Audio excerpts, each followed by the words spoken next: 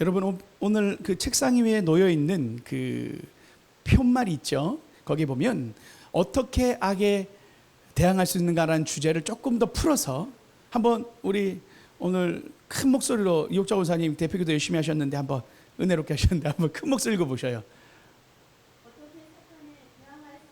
네, 어떻게 사탄에 대항할 수 있는가. 우리가요 악과 사탄이라고 말하는 이 주제가 사실은 교회에서 참 다루기가 어렵고 잘 다루지 않는 주제이기도 합니다. C.S. 루이스라는 유명한 기독교 변증가자 또 사상가였던 우리 그 분이 이런 얘기를 하셨어요. 우리가 악에 대해서 과도한 관심과 무관심 둘 다 실수하는 것이다 라고 이야기했어요. 너무 많은 관심을 가진 것도 실수고요, 그리고 관심이 없는 것도 문제라는 겁니다.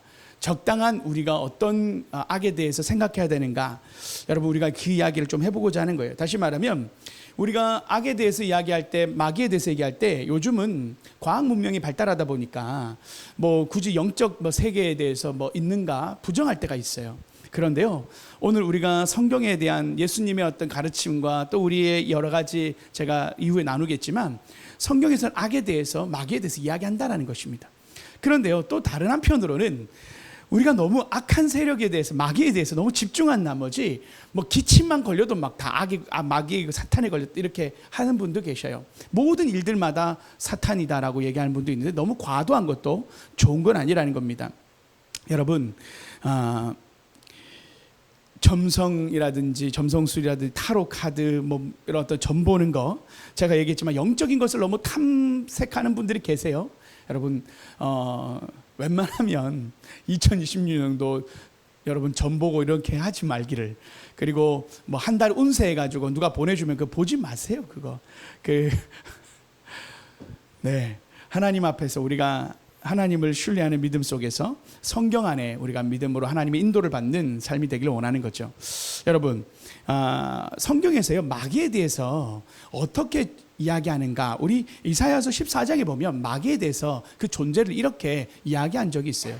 너 아침의 아들 계명성이여 어찌 그리 하늘에서 떨어졌으며 너 열국을 엎을 자여 어찌 그리 땅에 찍혔는고 해서 사탄은 추방된 천사였다라고 성경에서는 이야기하죠. 그리고 역대상 21장 1절에도 보면요 이런 말씀이 있어요. 사탄이 일어나 이스라엘을 대적하고 다윗을 격동하여 이스라엘을 계수하게 하니라 해서 사탄이 다윗을 충동해서 하나님의 기쁨이 되지 않는 일을 다윗으로부터 하게 만드는 것. 그래서 성경은 사탄에 대한 이야기가 있다라는 겁니다. 자, 여러분 사탄은요 이처럼 하나님의 백성들을, 하나님의 사람들을 넘어뜨리려고 하는데 우리의 적이 있어요. 우리 하나님을 믿는 하나님 백성들의 적이 세 그룹이 있습니다. 제일 중요한 건 바로 사탄이겠죠. 사탄은 말 그대로 하나님의 백성들을 넘어뜨리고 가는 존재가 분명해요. 그런데 우리가 나머지 두 가지가 더 있는데 그것은 뭐냐면 하나는 세상입니다. 이것은 사탄과 구별되는 이 세상을 이야기하는 거예요. 다시 말하면 세상 가운데 악한 가치관과 문화가 우리를 둘러싸고 있을 때가 있어요. 여러분 그것이 때로 물질주의라든지 성공지상주의라든지 쾌락주의라든지 여러 가지 어떤 문화 상대주의라든지 하나님에 대한 어떤 복음에 대한 절대적 가치가 아니라 그냥 다 똑같다라고 말하는 어떤 이런 문화들. 여러분 그래서요 우리가 이런 세상에 둘러싸여 있다는 것도 우리가 우리 믿음을 넘어뜨리려고 하는 또한 적이라는 것과 함께, 두 번째는 우리 육신의 몸이 때로는 하나님의 선하신 뜻을 행하기보다는 우리의 죄된 본성과 악한 욕망이 우리를 하나님의 그 사랑에서 떨어뜨리려고 합니다. 자, 이렇게 해서요 세상이 하나님의 가치관에서 우리를 넘어뜨리려고 하고, 그리고 우리 스스로가 우리의 죄된 욕구가 여전히 하나님의 뜻을 행하기보다는 죄의 소욕대로 살아갈 때가 있고요, 마지막이 사탄이라는 존재가, 마귀라는 존재가 하나님의 백성들을 넘어뜨리려고 한다는 겁니다. 이것이 하나님 믿는 백성들을 넘어뜨리는 세 가지 적입니다. 자, 그러면서요 우리가 성경에서 말하는 이 마귀에 대해서 우리가 조금 더 우리가 성경에 대해서는 예수님께서 이 마귀의 존재에 대해서 어떻게 이야기하셨는가가 중요하죠. 여러분 예수님께서도요 사탄에게 시험을 받고 광야 생활을 하실 때 돌이 떡덩이가 되게 하라는 유혹을 받으셨잖아요. 사탄이 있다라는 거예요. 우리가 예수님을 믿는다라는 것은 동일하게 사탄도 동일하게 성경에 기록되어 있기 때문에 믿는 겁니다. 자, 그런데요 어떤 한 사람이 이런 마귀의 실제적인 것을 조금 느낀 사람이 있어요. 그 르완다에서요, 평화유지군으로 활동했던 한 장군이 있었는데, 로메오 델라이어라는 장군인데 1994년에 그곳에서 르완다에서 큰 인종 대학살을 목격하게 됩니다. 장교들하고 몇 명의 사람들이 그걸 막을 수가 없는 그런 기록을 그가 이제 책을 쓴 거예요. 책 제목이 뭐냐면 악마와의 악수라는 책이었습니다. 그 책에 이런 내용이 있어요. 나는 하나님이 계심을 믿는다. 르완다에서 나는 악마와 악수를 해봤기 때문이다 라는 말을 했습니다. 나는 악마를 보고 악마의 냄새를 맡았고 악마를 만졌다. 나는 악마가 존재함을 믿는다. 때문에 하나님의 계심도 믿는다. 사람이 어떻게 이렇게 악해질 수 있는가, 사람을 죽이는 모습을 보면서 그때 마귀와의 악수를 본인이 그 시간을 통하여 마귀를 만졌고 마귀를 냄새를 맡았다라는 것을 이야기하면서, 여러분, 인류가 발전하면요 유토피아가 올 거라고 생각하고 18세기 19세기의 합리주의라든지 뭐 여러 많은 과학 문명이 발달하면서 인류가 과학이 발달하면 행복할 거라고 생각했습니다. 그런데 여러분 아셔요?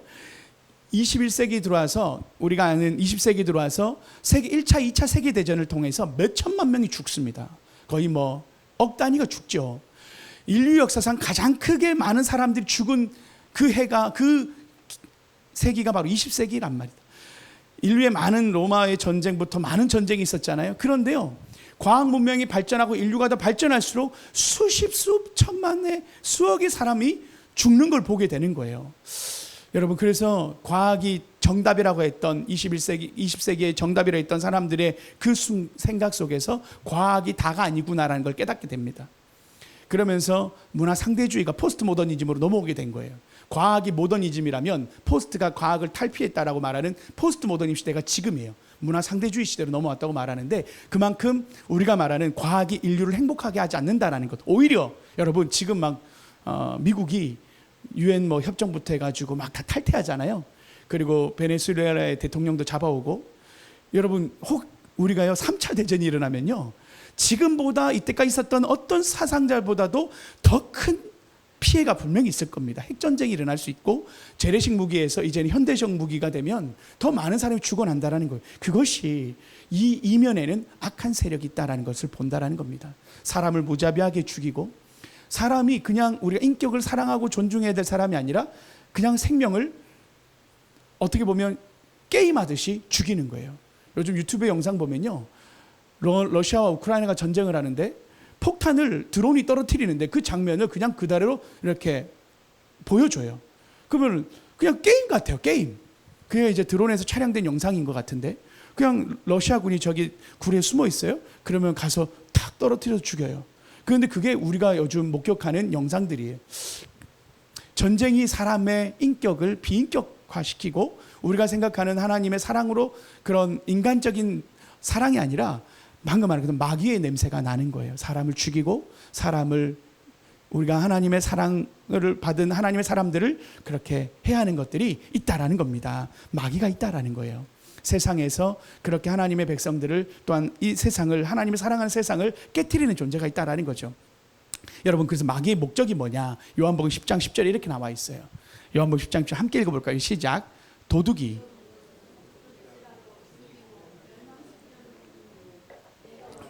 영으로 생명을 얻게 하고 더 풍성히 얻게 하려는 것이라.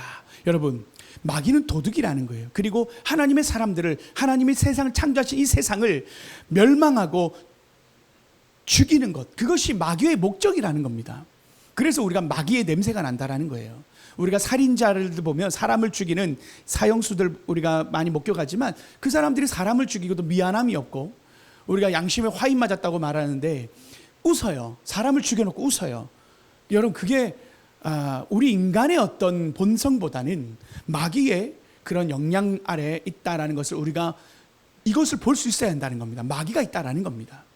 그걸 조종하는 세력이 있다라는 거죠. 그러나 하나님은 하나님의 백성들을 내가 온 것은 양으로 생명을 얻게 하고 더 풍성하게 얻게 하려는 것이다라는 하나님의 목적이 있다라는 거죠. 자, 이제 이렇게 마귀의 목적과 함께 마귀의 존재에 대해서 이야기했는데, 마귀가 쓰는 전략이 있어요.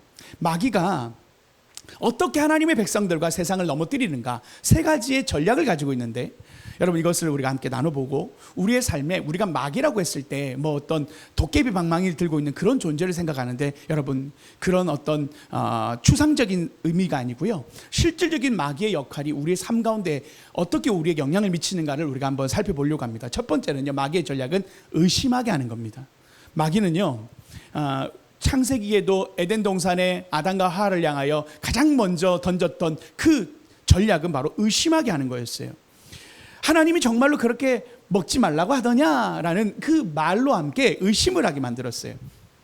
그리고 아까 우리가 읽었던 세례 받으셨던 예수님의 그 말씀 속에 예수께서 나와 가라되 마태복음 3장 6절입니다. 예수께서 나와 가라 이르시되 하나님의 아들이거든 명하여 이 돌들이 떡덩이가 되게 하라. 가로되 네가 만일 하나님의 아들이거든 뛰어내리라 기록하였을 때. 여러분 이거 반복된 게 아니고요. 제가 합쳐놓은 건데 떡덩이가 되게 하라 하고 이후에 4절에 보면 6절에 보면 네가 만일 하나님의 아들이거든 뛰어내리라고 하는 이 말들이 있어요. 사탄이 예수님에게도 의심하게 만드는 도전하게 하는 거 전략을 사용하는 거예요. 네가 만약 하나님의 아들이거든 하나님의 아들이 아니면 어떡할 거야라는 거죠. 네가 만약 하나님의 아들이거든 떡덩이가 되게 하라. 계속 던지는 게 뭐예요? 네가 만약 하나님의 아들이거든 이라는 이 말을 통해서 우리의 정체성을 의심하게 만드는 게 마귀의 역할이라는 거예요. 여러분 마귀는요 거짓의 아비라는 별명을 가지고 있어요. 거짓말쟁이라는 겁니다. 그래서요 우리가 하나님의 백성들에게 네가 만약 하나님의 아들이거든 이라는 이 질문과 함께 우리의 정체성을 흔드는데 어떻게 흔드냐면 이렇게 흔드는 거예요. 하나님은 너를 사랑하지 않아. 하나님은 네가 즐겁게 사는 거 네가 행복하게 사는 거 원하지 않아. 그것을 우리에게 흔드는 겁니다. 계속 하나님의 그 계명으로 우리를 흔들어 놓는 거예요. 넌 쓸모없어. 너는 사랑받을 가치가 없어. 너는 결코 변하지 못할 거야. 넌 실패작이야. 이게 사탄이 우리에게 주는 의심이고 우리의 정체성을 흔드는 마귀의 전략이라는 겁니다. 여러분 사탄은요 늘 우리에게 하나님의 사랑을 뺏어가려고 합니다. 하나님이 우리를 하나님의 자녀 삼으셨고 하나님의 사랑받는 자녀라고 말한 우리의 마음속에 하나님은 나를 사랑하지 않아. 이게 누구로부터 오는 거라고요? 사탄으로부터 오는 생각이라는 겁니다. 여러분 그래서요 하나님으로부터 오는 생각은요 하나님은 나를 사랑하셔. 성령께서 주시는 말씀은 하나님은 나를 늘 사랑하신대. 여러분 이것이 성령의 음성이고 사탄의 음성은 나 안에 의심을 주는 마음이 사탄의 음성입니다. 이것을 구별하셔야 돼요. 여러분 하나님의 사랑을 의심하게 만드는 것 그것이 하나님 안에서 우리가 대적해야 될 마귀라는 겁니다. 여러분 그리고요 우리가 알아야 될 에베소서 2장 10절에는 하나님 우리에게 이렇게 선포하세요. 우리는 그가 만드신 바라 그리스도 예수 안에서 선한 일을 위하여 지으심을 받은 자니 이는 하나님의 전에 예비하사 우리로 그 가운데 행하게 하려 하심이니라. 하나님의 선한 일을 위하여 지음받은 자가 바로 우리들이라는 겁니다. 여러분 우리의 정체성을 의심하지 말고 하나님의 사랑받는 자라는 것을 늘 붙잡는 여러분 되시길 바라요. 자 그리고 두 번째 전략이 뭐냐면 유혹입니다. 이것이 사탄이 가장 많이 쓰는 전략이기도 하죠. 여러분 사탄이 선악과를 따먹었던 그 아담과 하와에게 창세기 3장 1절 6절 보면 이렇게 나와 있어요. 여호와 하나님이 지으시니 들짐승 중에 뱀이 가장 간교하더라. 뱀이 여자에게 물어 가로되 하나님이 참으로 너희더러 동산 모든 나무의 실과를 먹지 말라 하시더냐라고 하면서 어떻게 말하냐면 괜찮아라는 기만으로 하나님 백성들을 유혹합니다. 다시 말하면 먹지 말라 하더냐와 함께 이어서 더 말해서 먹어도 돼, 먹어도 괜찮아.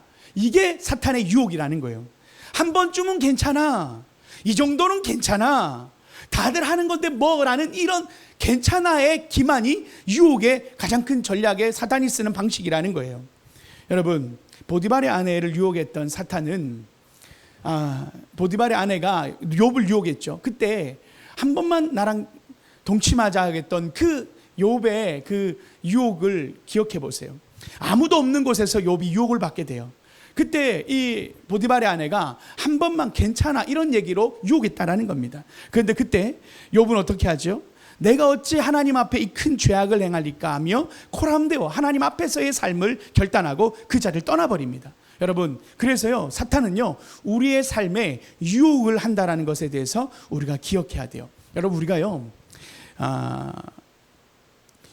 유혹을 받지 않는 것에 대해서 생각할 때 착각하는 게 한 가지가 있는데 뭐냐면 나쁜 생각 자체가 나쁜 생각이 우리에게 들 때 그 자체가 죄라고 생각할 수 있는데 여러분, 그것이 때로는 우리 삶의 머리에 생각이 들 때가 있어요. 그런데 거기에 머무르면 안 되는 거예요. 다시 말하면 참새나 새가 우리 머리에 둥지를 틀 때가 있어요. 그때는 여러분, 그 둥지를 트게 놔두면 안 되는 거예요. 우리가요, 그 욕심과 우리 안에 유혹하는 그 생각이 들 수는 있어요. 사람이기 때문에 그래요. 그러나 그것이 우리의 마음의 결단과 생각으로 나아가게 되도록 내버려둬서는 안 된다는 겁니다. 그래서 그것을 우리가 털어내고 우리의 지붕을 틀지 못하도록 막아야 한다는 겁니다. 여러분, 그것이 한 번쯤은 괜찮아라고 유혹하는 사탄의 전략이라는 겁니다. 자, 그리고 마지막 세 번째는, 마귀의 전략은 정죄입니다. 마귀가 하나님의 백성들을 넘어뜨리는 방법 세 번째는 정죄인데, 그것은 다시 말하면 비난하는 자입니다. 비난하는 자. 우리가 하나님의 말씀을 어기거나 유혹 가운데 넘어지게 되면 사탄은 바로 공격을 들어오는 거. 어떻게 하냐면, 넌 구제불능이야, 넌 하나님이 널 용서할 리가 없어 라고 말하며 우리에게 네가 잘못했어, 너는 하나님께 돌아갈 수 없어 라고 말하며 우리를, 하나님과의 사이를 멀어지게 만드는 이 정죄의 영이 바로 사탄이라는 겁니다.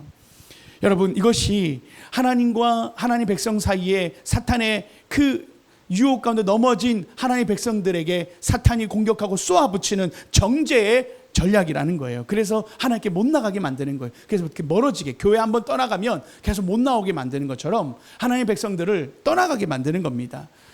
참, 사탄은요, 자기가 하나님의 심판을 받고 이 땅 가운데 떨어지고, 사탄이 천사였지만 그렇게 이 땅 가운데 떨어졌을 때 그가 마지막 날에 심판받게 될 존재인데, 이 사탄이 끝까지 물귀신 작전으로 하나님의 사랑받는 하나님의 백성들을 계속 하나님께서 떨어뜨리려고 하는 게 마귀의 전략이라는 거예요. 그래서 정죄하는 그 음성이 들려오면, 아니야, 나는 하나님께서 이미 나를 사랑하신다고 말씀하셨고 내가 죄를 회개하면 하나님 날 용서하신다고 하셨어 라고 하며 사탄에게 하나님의 말씀을 선포해야 되는 거예요. 로마서 8장 1절에 이렇게 나오죠. 이 말씀을 기억하십시오. 함께 읽어볼까요? 시작.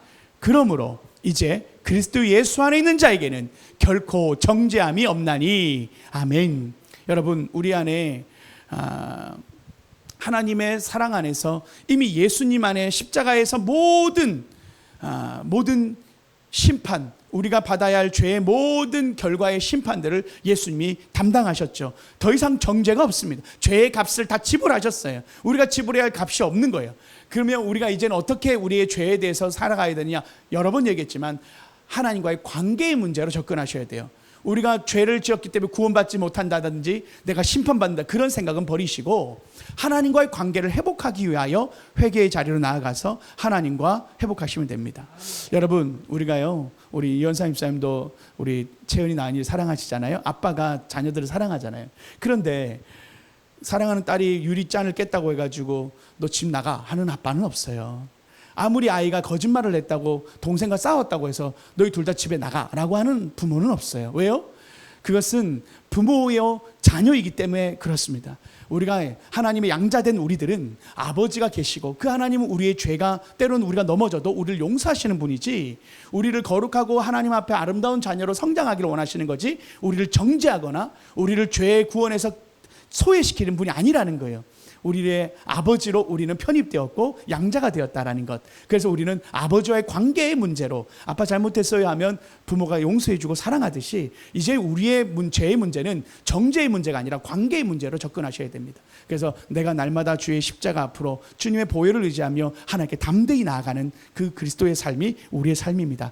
사탄은 늘 우리를 정죄하고 너는 나쁜 놈이야, 너는 안 돼 라고 말하는 그 음성을 여러분 거절하셔야 됩니다. 자, 그러면서요, 우리가 한 가지 또 결론적으로 기억해야 할 게 있어요. 사탄은요 이미 패배했습니다. 골로새서 2장 15절 말씀이에요. 골로새서 2장 15절, 그들의 결과가 뭐냐면 이것입니다. 정사와 권세를 벗어버려 밝히 드러내시고 십자가로 승리하셨느니라. 아멘. 이미 예수님과 사탄의 전쟁이 있는데 그 전쟁 속에서 예수님은 십자가에서 사탄의 모든 전략을 무너뜨리셨다라고 이야기합니다. 자, 여러분, 우리 인간이 죄로 유혹을 받고 우리가 하나님의 심판을 받는데 가장 큰 그 모든 정죄의 끝은 뭐였냐면 죽음이었습니다. 우리의 삶에 사탄이 우리에게 쏘았던 화살은 뭐냐면 바로 우리를 향하여 죽음이라는 두려움이었어요.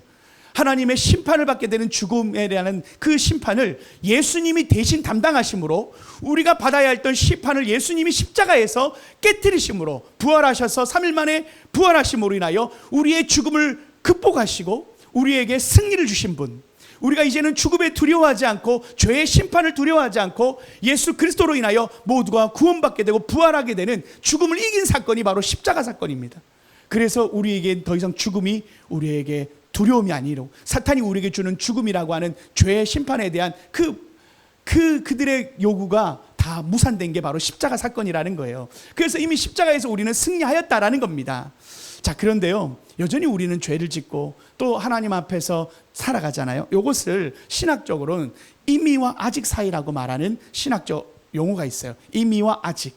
이미 우리는 구원받았고 승리했다라는 겁니다. 그러나 아직 우리는 온전해지지는 않았고 주의 마지막 날 재림에 또 주님이 오시는 그날 우리가 죽음 이후에 우리가 완전해지는 이 이미와 아직 사이의 중간 사이에 살고 있다라는 거예요. 이걸 좀 쉽게 말하면요, 2차 세계대전 아까 제가 이야기했잖아요. 2차 세계대전의 결정적인 순간을 한번 이야기할 때, 전쟁사에서 얘기할 때 언제를 2차 세계대전의 핵심적인 날로 꼽냐면 1944년 6월 6일입니다. 이것을 그 작전명 D-Day라고 정하는데 노르망디 상륙작전이 핵심이었습니다. 세계대전 속에서 전쟁을 역전하게 되는 가장 큰 핵심의 날이 언제였냐면 바로 이 D-Day 6월 6일 노르망디 상륙작전과 함께 모든 전세가 역전이 되기 시작합니다. 여러분, 그래서요, 승전의 날이, 그날이 노르망디 상륙작전의 승전의 날이 바로 그날인 거죠.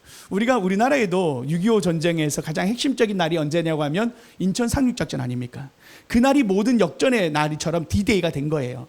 그러면서 우리가 역전에 나갔잖아요. 그러면서 이 D-Day와 함께 우리가 말하는 완전한 승리, V-Day가 있어요. 빅토리라고 하는 이 V-Day가 있는데 1945년 5월 8일에 유럽이 승리하는 날을 모든 전쟁이 끝나는 날로 V-Day로 기록되어집니다. 여러분, 그래서요, 우리는 이미 승리하였고 사탄에게서 우리가 이겼지만 소탕작전이 1년 동안 계속 이루어지면서 전쟁의 마지막까지 이미 승전을 했지만 끝까지 승리의 날을 하는 그 시간이 필요했던 것을 통해서 D-Day와 V-Day 그 사이에 우리가 있다라는 것이죠. 그래서 여러분, 우리는요, 예수님이 이미 우리의 삶을 향하여 죄의 모든 권세를 이기셨습니다.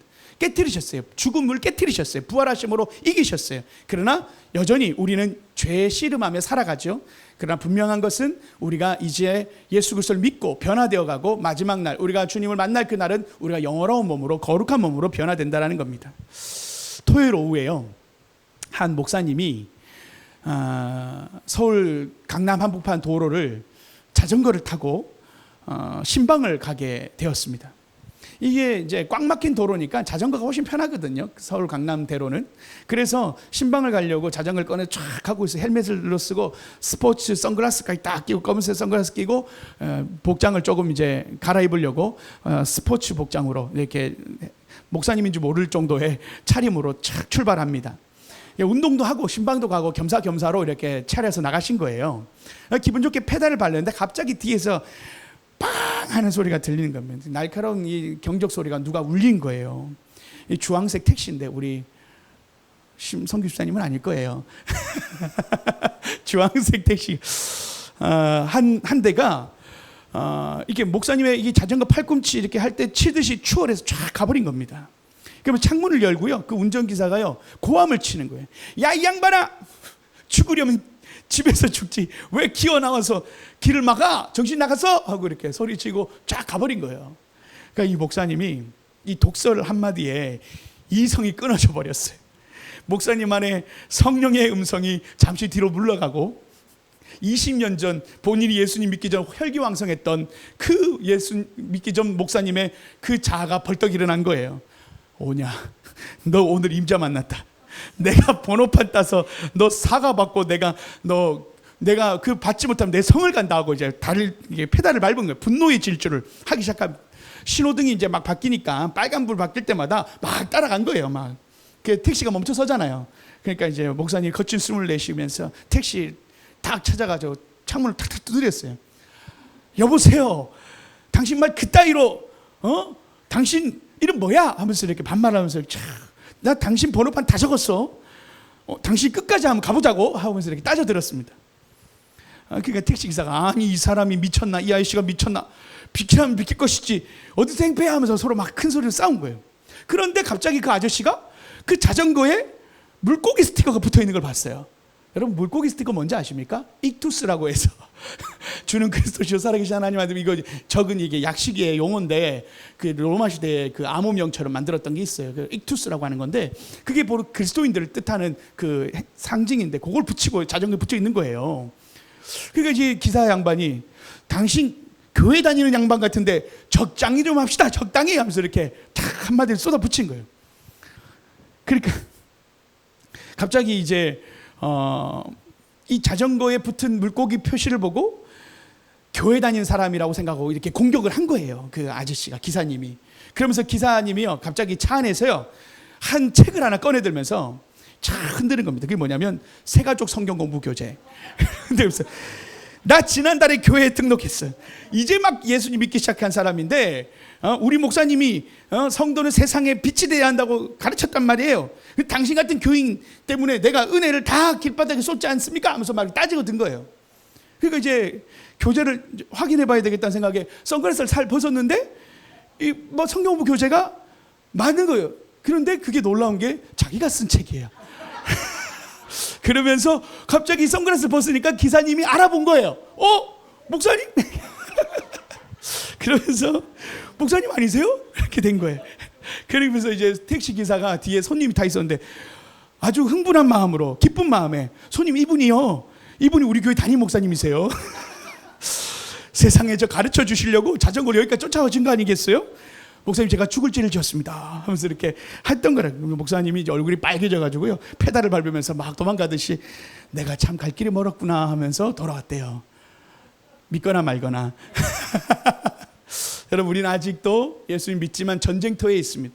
예수님이 여전히 우리가 믿음으로 승리했고 예수님이 십자가에서 사탄을 이겼지만 여전히 우리는 죄의 본성이 여전히 남아있고 성령의 소욕과 죄의 본성이 싸우는 단계죠. 그래서 우리가 성령 충만함으로 죄의 본성을 이기고 하나님의 성령의 소욕대로 살아가는 거룩한 삶을 살아가고 마지막 날 우리는 영원롭게 부활할 때 우리가 승리하게 될 최종적인 승리가 있다라는 겁니다.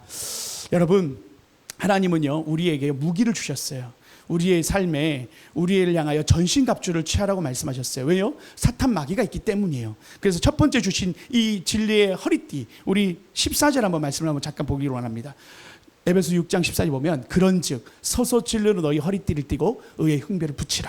여러분 여기서 보면요 사탄은요 우리에게요 하나님의 말씀인 진리를, 우리의 삶을 늘 붙잡고 있어야 된다는 걸 말씀하세요. 기독교의 기본적인 진리, 우리가 알파를 하는 것이 바로 이런 맥락입니다. 기독교의 기본 진리가 우리의 삶의 진리 허리띠는 우리가 허리띠를 매면 바지가 내려가지 않듯이 우리의 삶을 정갈하게 만들어주고 우리가 이동을 할 때 편할 수 있도록 만들어주는 게 바로 허리띠인데 우리가 진리의 기본 진리가 기독교의 기본 진리가 바로 서면 우리가 움직임이 불편하지가 않는 거예요. 우리가 이 알파가 바로 그런 목적인 겁니다. 진리에 대한 이야기를 하고 있는 거예요. 그래서 우리가 이런 진리에 대한 부분이 우리 허리띠가 된다. 그래서 우리가 계속 공부하고 성경 공부하고 또 이렇게 말씀을 아는 것이 필요하다. 자, 그리고 두 번째는요 에베소 6장 14절이에요. 그런즉 서서 너희 진리로 너희 허리띠를 띠고 의의 흉배를 붙이고 라고 나오죠. 의의 흉배를 붙인다. 여러분 이것이요 우리가 사탄의 공격을 받기 때문에 우리가 의의 흉배는 우리의 심장을 보호하는 겁니다. 우리의 심장, 내장 기관을 보호하는 게 갑옷이에요. 그게 의의 흉배입니다. 뭐 화살이라든지 이런 것들 방어하는 게 의의 흉배인데 이게 바로 로마 시대의 전투 갑옷을 빗대어 사도 바울이 이야기한 거거든요. 그래서 로마 군대의 이 갑옷을 보면 이 앞에를 딱 막을 수 있도록 해놨어요. 그것이 뭐냐면 우리의 거룩을 이야기합니다.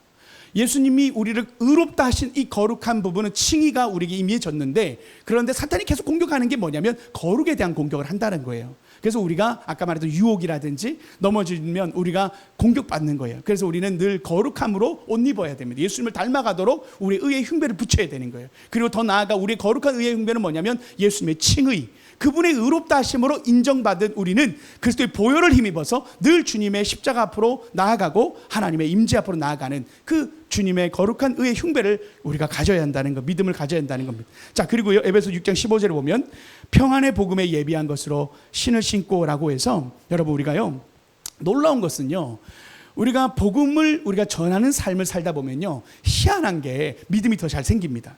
우리가 그 공부할 때 보면 딱 그런데 친구에게요, 수학이든 무엇든 가르쳐 주면요, 기억이 더 잘 남습니다. 내가 시험 치기 위하여 공부할 때 내가 혼자 공부하는 것도 좋지만 남을 가르치면요, 이상하게 기억이 더 잘 됩니다. 우리가 복음을 전하는 것도 마찬가지예요.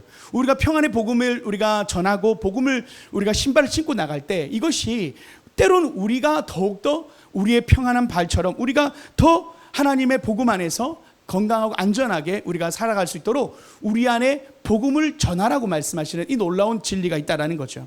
여러분, 우리가 하나님의 복음을 전하는 삶이 우리를 지키고 우리의 발을 지키고 우리가 어디든 이동할 수 있도록 우리의 가장 중요한 우리의 발을 지키는 것이라는 것처럼 여러분, 복음을 전하는 삶을 또한 그렇게 살면 좋겠습니다. 자, 그리고 6장 16절이에요. 에베소 6장 16절을 보면 모든 것 위에 믿음의 방패를 가지고 이로써 능히 악한 자의 모든 화전을 소멸하고 라고 해서, 이 방패는요, 가장 앞에 있습니다. 가장 앞에 있고 모든 뒤에 있는 걸 보호하죠. 여러분, 이거 방패가요, 당시 그 로마의 방패를 보면 엄청 큽니다. 몸을 다 가릴 정도의 방패예요. 그래서 화살이 오면 이렇게 다 들어가지고 다 막듯이 앞을 막고 위를 막고 하는 건데요, 이것이 뭐냐면 화살이라고 말하는 그 사탄이 쏘는 의심의 화살, 유혹의 화살, 이걸 막는 게 뭐다? 방패인데 그게 어떤 방패다? 믿음이라는 거예요. 믿음을 가져야 된다는 걸 이야기해요. 그래서 우리가 기도할 때 하나님, 나의 약한 믿음을 하나님 강하게 해주시고 나에게 믿음을 달라고 기도하셔야 됩니다. 여러분, 믿음이요, 우리의 모든 유혹을 이기는 건데, 여러분, 사탄이 이렇게 유혹하는 거예요. 우리에게 거짓말로 의심하게 만들죠. 하나님이 너를 버리셨어. 너는 기도의 응답이 안 될 거야. 절대 이 상황이 나아지지 않을 거야 라고 말하는 그 의심 앞에서 여러분, 이것이 불화살이에요. 사탄이 의심의 불화살이에요. 그때 우리가 믿음으로 방패를 만들어 하나님 안에서 이것을 막아내야 되는데, 이렇게 생각해야 돼요. 하나님은 선하시고 하나님은 나를 사랑하시고 하나님의 때가 있어. 나는 하나님을 신뢰해 라는 믿음의 방패를 들고 막아야 되는 거예요. 다시 말하면 섭리에 대한 신앙을, 섭리에 대한 믿음을 가지고 우리가 살아가야 한다는 거예요. 제가 예전에도 몇 번 말했지만 처음 개척을 하고 마음이 어려워졌을 때, 어떻게 보면 우리가 좀 편하게 얘기한다면 사업에 실패하거나 어쩜 내가 뭔가를 했던 관계나 어떤 나의 건강이 깨어졌을 때 그때 느낌이었을 거라고 생각해요. 저에게 인생의 가장 힘든 때가 바로 첫 번째 개척에 문을 닫을 때였거든요. 그때 제가 호수공원을 돌면서 제 마음에 드는 많은 의심들이 많았어요. 야, 어떻게 교회가 망하냐, 어떻게 교회가 문을 닫냐부터 해가지고 네가 잘 못해서 그래부터 해가지고 뭐 온갖 하나님 어디 계시지 뭐 이런 생각들이 그 호수공을 돌면서 그 이제 하나님 앞에 이 교회를 내려놓고 한소망교회로, 그때는 정해지도 않았던 앞으로 어디로 가야 할지 몰랐던 그 순간 거리를 호수공원을 돌면서 제가 하나님 앞에 기도하는데 가족들은 어떻게 해야 되며 여러 가지 어떤 경제적인 것들을 생각하면서 마음에 참 어려웠던 그 순간에 뭔가 목회자인데 하나님의 음성이 들리지 않는 거예요. 하나님의 뜻이 보이지 않는 거예요. 웬만하면 하나님이 이때 어떤 말씀들을 주시는데 그때는 참 답이 없었어요. 왠지 하나님이 절벽에서 미는 것 같았어요. 그냥 절벽에서 밀고 안 잡아주는 것 같은 거예요. 여러분, 제가 제 인생에 제가 그래도 목사로 살아오면서, 제가 선교사로 헌신하고 하나님 앞에 목사로 살아오면서 제 평생을 하나님과 함께 했던 삶이요, 제가 하나님의 은혜를 경험했고 하나님을 만났던 사람이고, 그래서 하나님 앞에 헌신했던 사람이 제 인생을 다 드리겠다는 사람인데도요, 인생의 절벽 앞에서, 고난 앞에서 하나님이 보이지 않는 거예요. 여러분, 제가 참 그때 저의 딱 10년 전일 것 같아요. 근데 제 마음속에 그때 답이 없고 보이지 않고 하나님 음성도 들리지 않는데 한 가지를 붙잡았어요. 하나님은 선하시다. 하나님은 나에게 가장 좋은 걸 주시는 분이시다. 들리지도 않고 믿기지도 않고 아무런 감정도 없는데 제가 믿음으로 고백했어요. 하나님은 나에게 지금까지 좋은 걸 주셨던 분이다. 하나님은 나에게 선하신 분이시다. 그냥 그 하나 믿고 원망의 불평을 말을 안 했어요. 닫았어요. 하나님께 한 번도 원망하지 않았어요. 그 순간 제 마음이 어려울 때 하나님 의심하지 않았어요. 그냥 하나님 앞에 하나님은 선하시다. 지금 비록 이 포장이 고난의 포장이지만 이것이 나에게 선으로 하나님 나에게 좋은 걸 주시려고 하시는 분일 것이다 라는 믿음으로 그냥 걸었어요. 그리고 제가 이력서를 썼어요. 만약 제가 하나님 의심했으면요, 인생 다 놓고 떠나가 버리거나 아니면 나쁜 생각했을 거예요. 근데 그때 제가 하나님을 신뢰했기 때문에 이력서를 썼어요. 그리고 한수만 교회 유홍우 목사님 만나러 갔죠. 그 스토리예요. 그래서 목사님, 제가 교회 이런 차에서 이렇게 됐습니다. 그리고 목사님이 제가 목회를 좀 배우고 싶습니다. 그러니까 목사님, 저거 이력서야? 딱 그러신 거예요. 그래서 제가 네 제출하고 가 이렇게 하면서 혈연 지연 학연 없이 냉정하게 우리는 본다면서 하시다가 이제 얼마 후에 연락 와서 청소년 교회에 있는데 한번 설교 한번 해봐라 해가지고 청소년 교회에 가서 설교를 한 주 딱 4월 1일 그때 딱 했는데 바로 주일날 설교하고 난 뒤에 오후에 목사님 연락 와서 내일부터 출근해 하셨어요. 그게 4월 달이었는데 그때 상가 계약 임대, 우리 교회 임대가 4월 달이 만료였어요. 하나님이 그때 딱 정리를 정확하게 시켜주셨고 청소년 교회 4월 달에 목회자가 없었어요. 할렐루야. 그렇게 하고 제가 하나님 앞에 6년을 한소망교회에서 사역하고 청소년교회 사역하고 속교회 또 교구 사역하다가 하나님 또 다른 개척의 기회를 주셨고 지금 이 자리에 서 있는 거 아닙니까? 하나님이 제 인생에 돌아보면 다 하나님이 나쁜 걸 주신 분이라고 생각해서 처음에 교회 한소망교회 가서도 마음에 막 원망은 안 하는데 마음의 이유에 답을 못 찾는 거예요. 왜 하나님 나를 굳이 하나님 내 인생을 다 드린 그 시간과 열정과 에너지와 재정 하나님 왜 안 받으셨어요? 그냥 그 생각 속에 좀 섭섭함이 있었던 것 같아요. 답을 알지 못하지만 섭섭함이 있었던 것 같아요. 그러면서 하나님 앞에 감사하기를 결단하고 그저 답을 알지 못하지만 감사하자고 그냥 지냈던 시간이었습니다. 그런데 하나님이 이제 창립 우리가 2주년을 맞았지만 2년 전에 개척하라는 하나님의 부름 앞에 제가 응답하고 하나님이 저를 훈련시키시고 준비시키셔서 나오게 하셨다라는 것을 보게 돼요. 하나님은 선하시다라는 이 말씀이 그냥 단순한 제가 던지는 것이 아니고요. 우리 인생에 지금 알지 못하는 그 순간이 나에게 안 좋은 것처럼 보여도 돌아보면 하나님은 저를 준비시키시고 올로 목사님 또 한소망교에서 설교와 목회를 배우게 하시고 또 이렇게 개척에 하나님 또 귀한 동역자를 만나는 축복의 길로 인도해 주신 걸 보면서 하나님은 선하시다. 할렐루야. 여러분 그것이요 믿음의 방패입니다. 우리가 믿음이 흔들릴 때마다 믿음의 방패를 들어야 돼요. 여러분 제가 하나님 앞에 믿음 생활하고 목회자로 살아오면서 가장 큰 우리의 삶의 싸움은 뭐냐? 믿음의 싸움입니다. 여러분 제가 보니까요 이 믿음의 싸움이 참 중요합니다. 우리를 흔드는 순간과 상황들이 있을 때마다 하나님을 향한 믿음을, 하나님은 선하시다라는 이 믿음을 갖는 게요 종이 한 장 차이 같은데 신앙이 있고 없고의 가장 큰 차이 중에 한 가지가 이 믿음의 차이입니다. 거기서 넘어지면요 다 넘어지는 겁니다. 거기서 여러분 아무리 몇십 년 신앙생활 한다고 넘어져요. 믿음 하나에 넘어집니다. 하나님 나와 함께 하신다. 여러분 제가 오늘 창립 3주년을 맞이하면서 하나님 우리 교회와 함께 하신다. 이 믿음 하나로 하나님 믿음 붙들고 가는 겁니다. 여러분 보이지 않는 길을 걸어갈 때 하나님이 살아계심을 믿고 걸어가는 게 믿음이에요. 여러분 믿음은요 종이 한 장 차이같이 느껴질 정도로 믿음 있고 없고가 정말 이 싸움입니다. 여러분 넘어지려 할 때 사탄이 유혹할 때마다 믿음의 방패를 드셔서 승리하기를 축복합니다. 믿음으로 붙들으세요. 하나님은 살아계시다. 하나님 나를 사랑하신다.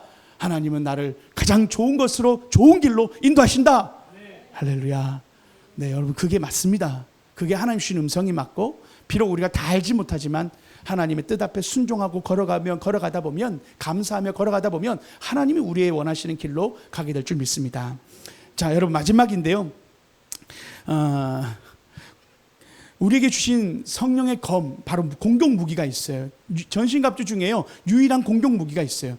구원의 투구는 우리가 좀 스킵했지만 이게 구원의 확신인데 내가 예수님 믿고 구원 받았다라고 하는 구원의 확신을 구원의 투구로 말하고요.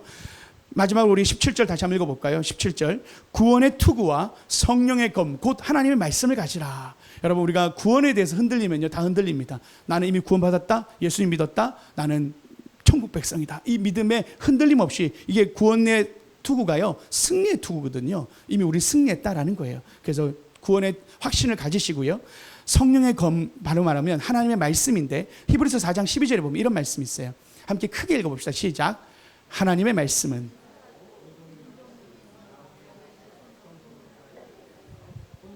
용과 및 관절과 골수를 찔러 쪼개기까지 하며 또 마음의 생각과 뜻을 감찰하나니. 여러분, 하나님의 말씀은요, 운동력이 있다고, 살아있다는 날선 검이라고 이야기해요. 그래서 성령의 검을 가지라는 것은 바로 말씀을 가지라는 건데, 예수님께서요, 사탄의 유혹 가운데 네가 만일 하나님의 아들이거든 이 돌을 떡덩이가 되게 하라. 그때 이 돌을 떡덩이 되게 하랬던 말은 사탄이 거짓말로 줬던 그 하나 성경적 하나의 그 문구를 가지고 온 거예요. 그때 예수님이 뭐라고 하셨죠? 사람이 떡으로만 살 것이 아니요 하나님 말씀으로 산다라고 말하면서 하나님 신명기 말씀을 가지고 예수님이 사탄에게 대적하셨어요. 사람이 떡으로만 살 것이 아니요 하나님 말씀으로 산다라는 이 신명기의 말씀을 가지고 사탄을 향하여 떠나가라고 얘기하신 거예요. 동일하게 세 가지 유혹 가운데 모두가 다 예수님이 말씀으로 이기셨어요. 여러분, 그래서요 우리는요 하나님 말씀을 늘 묵상해야 되고 말씀을 가까이 해야 됩니다. 왜냐하면 말씀 속에서 하나님의 뜻과 생각이 담겨 있기 때문에 세상을 살아가는 이 지혜가 이 말씀 가운데 있어요. 나의 가치관과 나의 방식으로 살아가는 게 아니라 성경의 말씀을 가지고 살아갈 때 우리가 이길 수 있다는 거예요. 여러분, 제가 믿음을 어떻게 하면 믿음의 방패를 들 수 있을까, 우리가 어떻게 하면 믿음이 생길까 할 때 가장 중요한 건 말씀이 우리 안에 굳건하게 있으면 믿음이 생기는 거예요. 여러분, 말씀을 듣지 않으면요 믿음이 감정적으로 따라오는 게 아니란 말이에요. 성경 말씀을 보면 하나님은 선하시다라는 걸 볼 수 있어요. 출애굽기에 보면 하나님은 홍해를 건너게 하실 때도 그랬고, 하나님은 이스라엘 백성을 가나안 땅으로 이끄실 때도 그랬고, 하나님은 늘 선하셨고, 하나님은 하나님 백성을 지키신다라는 것을 늘 볼 수 있어요. 그러면서 우리의 삶을 향하여 신뢰하게 만드는 거예요. 믿음은요 말씀 가운데 나타나는 거예요. 그래서 우리가 말씀 가운데 하나님의 말씀이 우리가 생각납니다. 그러면 그때 하나님 말씀이 내 마음에 생각나는 거예요. 아까 말한 것처럼 40일 동안 광야 금식한 배고프잖아요. 그러면 사탄이 유혹하는 거예요. 네가 하나님의 아들이거든 이 돌을 떡떡이 되게 그래 한번 만들어 볼까? 이렇게 할 수 있잖아요. 그런데 우리가 많은 그 유혹 속에 주 너희 하나님을 시험하지 말라, 주 너희 하나님만 예배하라부터 해가지고 그곳에서 예수님의 말씀이 딱 생각나는 거예요.